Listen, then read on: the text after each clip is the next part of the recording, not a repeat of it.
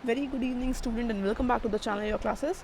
Guys, हमारी series चल रही है किरण बुक की, जिसमें हमारा टॉपिक चल रहा है common errors and today is day 34 of common errors. तो गाइस, लास्ट सेशन तक हमने कंप्लीट कर लिया था अप टू क्वेश्चन नंबर 425। आज हम करने वाले हैं क्वेश्चन नंबर 426 ऑनवर्ड्स। तो गाइस, मिस नहीं करना है कोई भी सेशन, बी रेगुलर, क्योंकि इससे आपकी पूरी ग्रामर प्रिपरेशन हो रही है, आपके सारे रूल्स रिवाइज हो रहे हैं, प्लस आपके प्रीवियस ईयर क्वेश्चंस की भी प्रैक्टिस हो रही है, क्योंकि किरण बुक सीरीज़ में मैक्सिमम क्वेश्चंस प्रीवियस ईयर होते हैं एंड एसएससी में प्रीवियस ईयर क्वेश्चंस ही रिपीट होते हैं मैक्सिमम केस में। तो चलिए फिर स्टार्ट करते हैं एंड देखते हैं which is the first question. So question number 426 says, I will return back in 5 minutes. ये तो 10 सेकेंड्स का भी नहीं है। चलिए पहले एक बार रूल आपको रिवाइज करवा देती हूँ, क्वेश्चन अभी अटेम्प्ट करना शुरू मत करिएगा। रूल्स क्या हैं कि for every correct answer you have to give yourself 2 marks. ठीक है, अगर आपने 10 सेकेंड्स के अंदर आंसर सही दिया है तो 2 मार्क्स आप ऐड करेंगे अपने स्कोर में। अगर 10 सेकेंड्स के बाद आपने आंसर दिया है तो वो काउंट नहीं होगा। प्लस अगर आपका आंसर गलत है तो you have to deduct your 1 mark. 1 mark पर क्वेश्चन आपको डिडक्ट करना है, मतलब नेगेटिव मार्किंग भी है ऑफ -1। ठीक, अब आते हैं क्वेश्चन पे। सिर्फ 10 सेकेंड का टाइम है। I will return back in 5 minutes. इसका आंसर तो 2-3 सेकेंड का है, देखते ही समझ में आ जाएगा। जल्दी बताइए, रिटर्न के साथ क्या बैक आता है? ये रूल कितनी बार हम कर चुके हैं इसी क्लास में। रिटर्न के बाद बैक नहीं आता है, सुपरफ्लस है, क्योंकि रिटर्न का मतलब ही होता है टू कम या go back.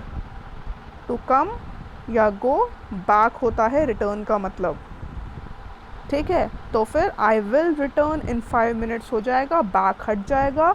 Option number 2 is the answer. जिसने 2 दिया है वो अपना स्कोर अपडेट करेगा विद +2 एंड जिसने गलत आंसर दिया था वो करेगा -1। ठीक है, अब आते हैं क्वेश्चन नंबर 427 पे।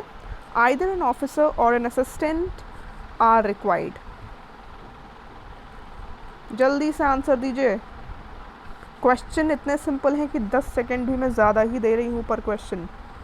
जल्दी से आंसर दीजिए। रूल्स बहुत इंपॉर्टेंट है गाइस, जितने भी कंसेप्ट यूज़ हो रहे हैं इसमें बहुत ज़्यादा इंपॉर्टेंट है। वो इन्हीं पे एग्जैक्टली इसी तरीके के क्वेश्चन, इन्हीं रूल्स पे बेस्ड क्वेश्चन आपको मिलेंगे अपने एग्ज़ाम में। अब यहाँ पर आइदर और का केस है। आइदर और से जब गाइस नाउन्स जुड़ते हैं तो जो वर्ब होती है हमेशा अग्री करती है अपने नियरेस्ट सब्जेक्ट को। असिस्टेंट सिंगुलर है तो यहाँ पर इज़ लगेगा।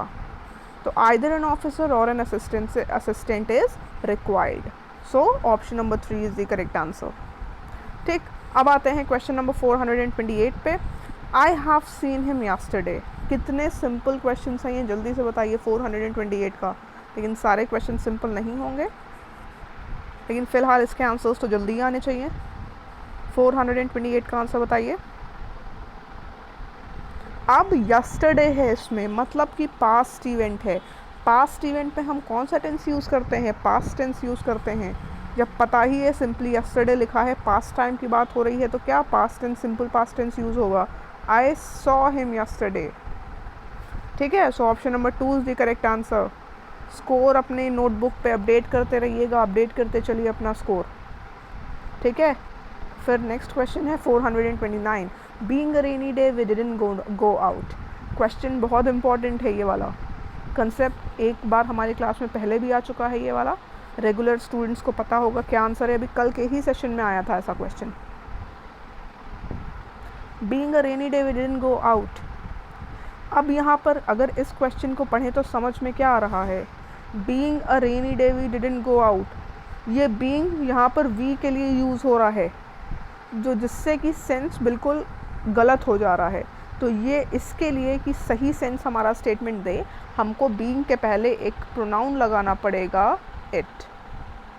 सो it being a rainy day we didn't go out. दिन था rainy, it being a rainy day we didn't go out. ठीक है, so option number 1 is the correct answer. इस केस में 1 होगा हमारा सही जवाब। सही दिया है तो वेरी गुड, +2 करिए। गलत दिया है देन 2 वेरी गुड, कोशिश तो करिए, -1 करिए। अब question number 430। The teacher told to the students that they must attend school regularly. बहुत सिंपल क्वेश्चन है, कंसेप्ट बहुत इंपॉर्टेंट है। अगर आपको क्वेश्चन समझ में आ रहा है, आपको कंसेप्ट पता है, तो सारे ही क्वेश्चन आपके लिए ईजी हैं।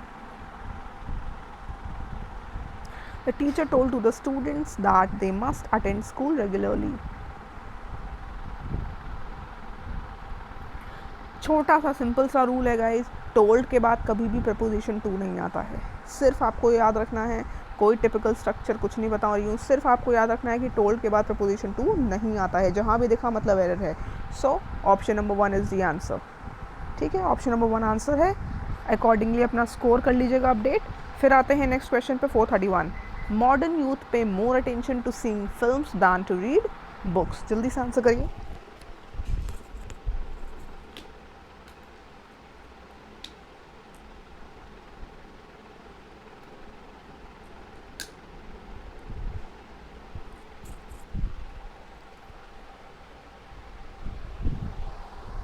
Modern youth pay more attention to seeing films than to read books. अब बताइए, टू के बाद आईएनजी फॉर्म ऑफ वर्ब आती है क्या? बिल्कुल नहीं आती है। कुछ स्पेशल केसेस में, कुछ एक्सेप्शनल केसेस में आती है, बट ये सिंपल केस है, नॉर्मल केस है, तो टू के बाद आईएनजी फॉर्म नहीं आ जाएगा। हो जाएगा attention to see films than to read books, है ना। सीइंग हट जाएगा, सीइंग को रिप्लेस करेगा see. So option number 2 is the correct answer. ठीक है, 431 का ऑप्शन नंबर 2 आंसर है। फटाफट करिए स्कोर अपडेट। फिर चलिए अगले क्वेश्चन पे 432। Old habits die hardly.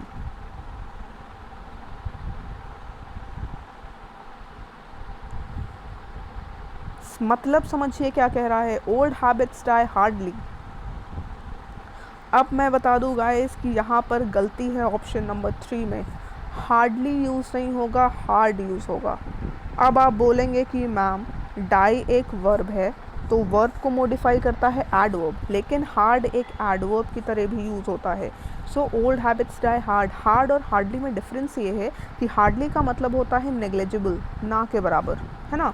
Hardly का मतलब है नेग्लिजिबल या ना के बराबर। हार्ड का मतलब है कि बहुत मुश्किल से, तो पुरानी आदतें होती हैं वो बहुत मुश्किल से छूटती हैं, है ना। So old habits die hard.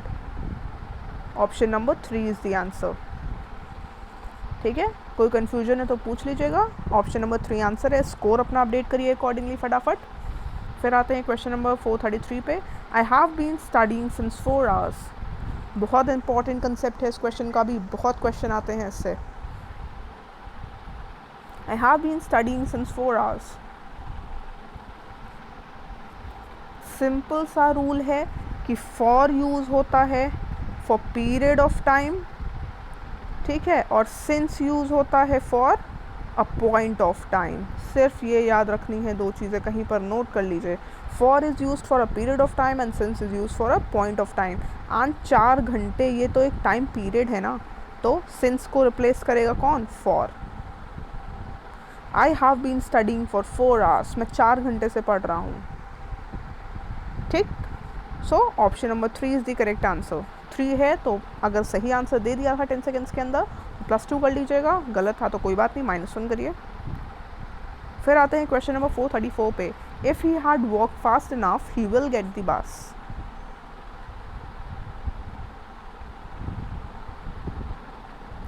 अब ये कंडीशनल सेंटेंस है। कंडीशनल सेंटेंस का स्ट्रक्चर क्या होता है?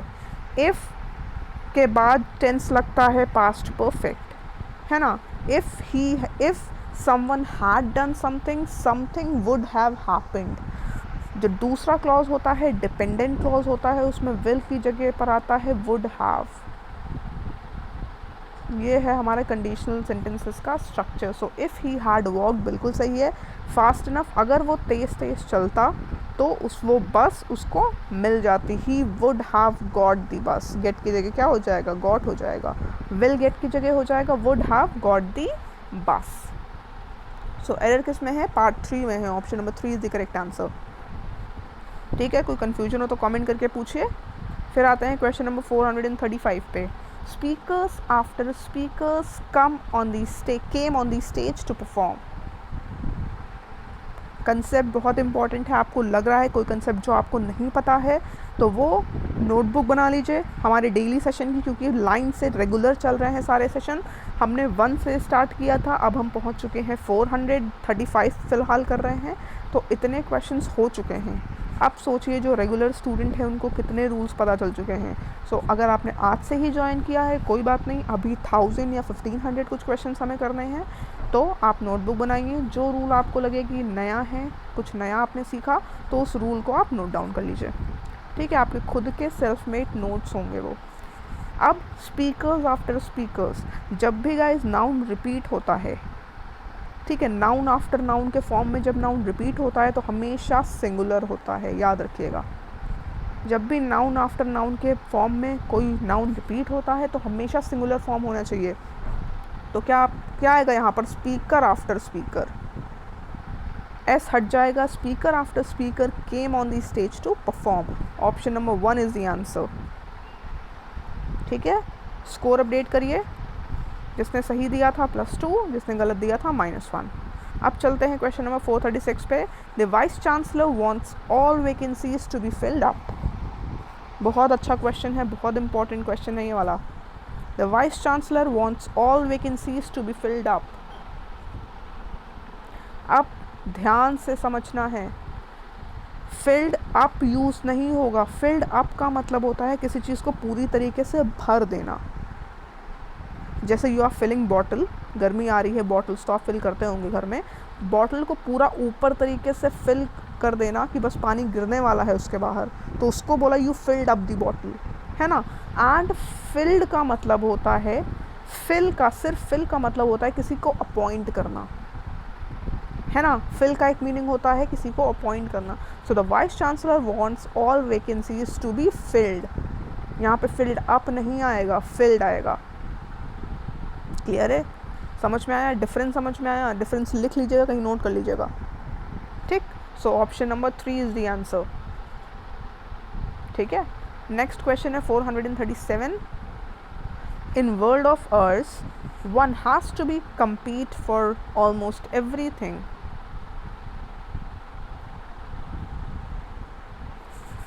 In this world of ours one has to compete for almost everything. जल्दी से आंसर बताएंगे।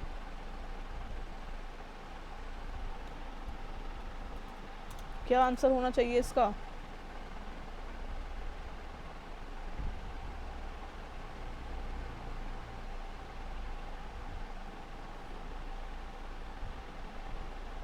अब यहाँ पर इन वर्ल्ड की जगह हो जाएगा गाइज इन दिस वर्ल्ड, है ना।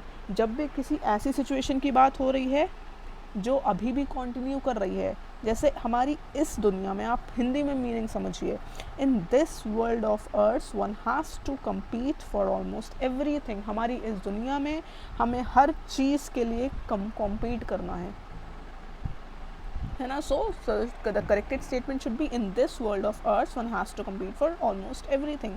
Option number 1 is the answer. 1 अगर दिया था तो वेरी गुड, +2 करिए, गलत दिया था तो कोई बात नहीं, -1 कर लीजिए। एंड अब मुझे बताइए आउट ऑफ 30 क्या स्कोर रहा है आपका। क्वेश्चन हमने 15 किए हैं, 2 मार्क पर क्वेश्चन था, तो आउट ऑफ 30 आपका स्कोर फटाफट से कमेंट करके मुझे बताइए। एंड अपना इम्प्रूवमेंट आप देखिए, हर दिन क्लास करिए एंड फिर देखिए किस तरीके से आपका इम्प्रूव हो रहे हैं आपके सेशंस, आपका स्कोर, है ना। ठीक है, तो आपको अगर PDF चाहिए, जिनके पास किरण बुक है वो रिवाइज़ कर लेंगे, अगर नहीं है तो कोई बात नहीं, PDF आपको मिल जाएगा हमारे टेलीग्राम चैनल पे, टेलीग्राम ग्रुप पे, लिंक गिवन है डिस्क्रिप्शन बॉक्स में।